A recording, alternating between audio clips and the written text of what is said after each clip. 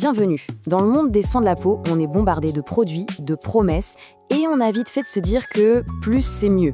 Plus de sérum, plus d'actifs, pour avoir des résultats plus vite. Mais, et si cette quête de la peau parfaite se retournait contre nous? Allez, on regarde ça de plus près pour voir si notre routine, qui part d'une bonne intention, n'est pas en train en fait d'abîmer notre peau. C'est un grand classique, n'est-ce pas? On est super content, on essaye une nouvelle crème miracle, et quelques jours plus tard, catastrophe, des boutons apparaissent. La déception est immense. Mais est-ce que c'est forcément un mauvais signe? C'est toute la question. En fait, face à une éruption soudaine, il y a deux possibilités. Soit c'est ce qu'on appelle une purge. Là, la peau est en train de faire le grand ménage et d'expulser toutes les impuretés. C'est un peu moche sur le coup, mais c'est un bon signe pour la suite. Soit c'est une vraie réaction. Et là, c'est un carton rouge direct, le produit n'est pas fait pour vous. Bon, alors comment on fait la différence? C'est la question et 1 million. En fait, il y a quelques indices à observer. La cause, est-ce que le nouveau produit contient des actifs qui accélèrent le renouvellement cellulaire, comme des acides ou du rétinol? La durée, si ça s'améliore au bout d'un cycle de peau, soit 4 à 8 semaines, c'est bon signe. Si ça persiste, c'est pas bon. La localisation, les boutons apparaissent là où vous en avez d'habitude, c'est plutôt une purge. Si c'est sur des zones nouvelles, méfiance. Et enfin, le type de bouton. Des petits points noirs ou blancs, ça va. Des gros boutons rouges inflammatoires qui démangent, c'est une réaction. Et ça nous amène au cœur du problème. Parce que bien souvent, les soucis ne viennent pas d'un seul mauvais produit, mais plutôt d'une accumulation, d'un excès de zèle en quelque sorte. Voilà, c'est dit. L'erreur numéro 1 aujourd'hui, ce n'est pas le manque de soins, c'est la surstimulation. On veut tout de suite. Alors on superpose les produits, on mélange des actifs puissants en pensant que ça va aller plus vite.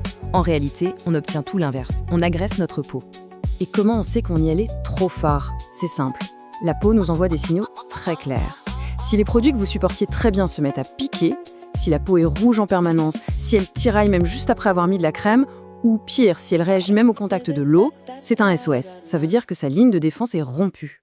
Cette fameuse ligne de défense, c'est la barrière cutanée. Il faut l'imaginer comme un mur de briques qui protège une forteresse. Son rôle est double, garder l'eau à l'intérieur pour que la peau reste hydratée et empêcher les agresseurs comme la pollution ou les bactéries de rentrer. Quand ce mur est abîmé, c'est la porte ouverte à tous les problèmes. Du coup, le moyen le plus sûr et le plus rapide pour démolir ce mur, le voici. Cumuler les exfoliants surpuissants.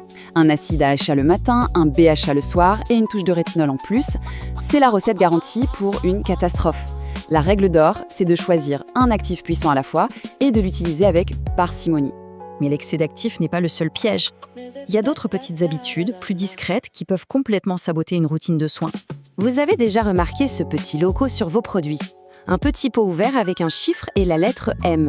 C'est la PAO, la période après ouverture. C'est tout simplement la date de péremption du produit une fois qu'il a été ouvert et exposé à l'air, à la lumière et à nos doigts. Et dépasser cette date, ce n'est vraiment pas anodin. L'efficacité du produit chute, bien sûr, mais surtout, les risques augmentent.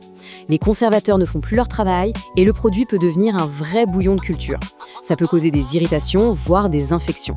Pour un mascara, c'est risquer une conjonctivite. Et pour une crème solaire, c'est le pire. Elle ne protège plus du tout. Attention, petit point technique mais super important. Il ne faut pas confondre un ingrédient photosensible et un ingrédient photosensibilisant. Photosensible, ça veut dire que c'est le produit qui est sensible à la lumière, comme la vitamine C. Si on le laisse au soleil, il s'oxyde et devient inefficace. Photosensibilisant, c'est beaucoup plus délicat. Ça veut dire que le produit rend votre peau hypersensible au soleil. C'est le cas du rétinol ou de certains acides. Là, le risque de coups de soleil, de taches et d'irritation est démultiplié. On va maintenant aborder un sujet beaucoup plus sérieux. Cette tendance à la surconsommation de produits de soins ne concerne plus seulement les adultes. Les autorités de santé s'inquiètent maintenant sérieusement pour les enfants. Et là, on ne parle pas juste d'une opinion.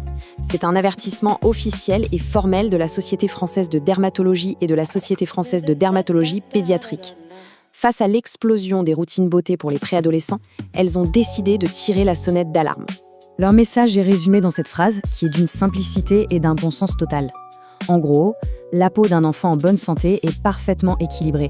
Elle n'a absolument pas besoin d'une routine de soins complexe avec des sérums ou des masques. Parce que les risques, eux, sont bien là. On parle de déclencher des allergies à vie, de provoquer des irritations, de rendre leur peau sensible au soleil. Sans oublier que leur peau, plus fine, absorbe davantage de substances. Et le piège à éviter absolument, c'est de penser que naturel ou bio veut dire sans danger. Pour la peau fragile d'un enfant, c'est totalement faux. Bon, d'accord, le constat est fait. La peau est irritée, elle est à bout. On fait quoi concrètement? On jette tout et on attend? Pas exactement. La bonne nouvelle, c'est qu'il existe un plan d'action très simple et très efficace pour tout remettre en ordre. La solution, ce n'est pas d'ajouter un énième produit réparateur. C'est au contraire de faire une diète. Étape 1, on met tout sur pause. Pendant une dizaine de jours, on arrête tous les actifs puissants. Étape 2, on répare. On revient à l'essentiel, le b.a.-ba, un nettoyant doux et une crème hydratante simple pour aider la barrière cutanée à se reconstruire. Et c'est tout. Étape 3, et seulement quand la peau est apaisée, on réintroduit les actifs, mais un par un, et très progressivement. S'il y a une seule chose à retenir, c'est ça. La tolérance doit toujours passer avant la performance. Ça ne sert à rien de vouloir utiliser un produit ultra performant si la base, c'est-à-dire une peau saine et apaisée, n'est pas là. On s'assure d'abord que la peau est en bonne santé, ensuite on cherche à l'améliorer. On va se quitter sur cette question. À une époque où l'on nous pousse à consommer toujours plus, et si la clé d'une belle peau c'était tout simplement de revenir à l'essentiel? Moins de produits, mais mieux choisis. Voilà une piste de réflexion qui pourrait bien changer beaucoup de choses dans notre salle de bain.